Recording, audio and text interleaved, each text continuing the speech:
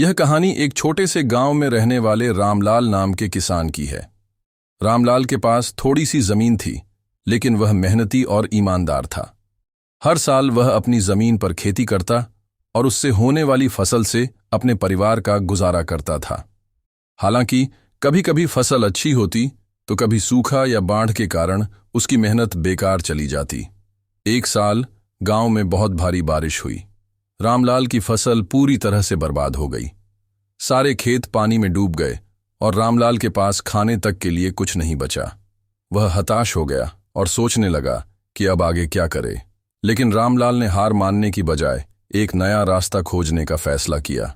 उसने गांव के कुछ बुजुर्गों से सलाह ली और उनसे सीखा कि वह कम पानी में उगाई जाने वाली फसलें भी उगा सकता है। उसने अपनी बची हुई जमीन पर कम पानी वाली फसलों की खेती शुरू की। शुरुआत में मुश्किलें आईं, क्योंकि यह उसके लिए नया था, लेकिन उसने लगातार मेहनत की और नए नए तरीकों से खेती करना सीखा। कुछ महीनों बाद उसकी मेहनत रंग लाई।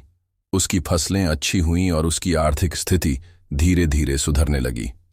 रामलाल ने यह भी सीखा कि अगर किसान नई तकनीकों और खेती के नए तरीकों को अपनाए तो वह प्राकृतिक आपदाओं से भी लड़ सकता है। उसने अपने गांव के अन्य किसानों को भी इस नई खेती के बारे में बताया और उन्हें भी प्रेरित किया। रामलाल की यह कहानी हमें सिखाती है कि कठिनाइयां चाहे जितनी भी बड़ी क्यों ना हो, अगर हम हिम्मत नहीं हारते और अपनी मेहनत जारी रखते हैं तो रास्ते जरूर निकलते हैं।